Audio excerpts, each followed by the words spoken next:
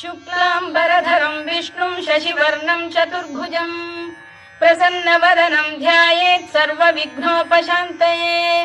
व्यासं वसिष्ठनप्तारं शक्तेः पौत्रमकल्मषम् पराशरात्मजं वन्दे शुकतातं तपोनिधिम्। व्यासाय विष्णुरूपाय व्यासरूपाय विष्णवे नमो वै ब्रह्मनिधये वासिष्ठाय नमो नमः। अविकाराय शुद्धाय नित्याय परमात्मने सदैकरूपरूपाय विष्णवे सर्वजिष्णवे। यस्य स्मरणमात्रेण जन्म संसारबन्धनात् विमुच्यते नमस्तस्मै विष्णवे प्रभविष्णवे।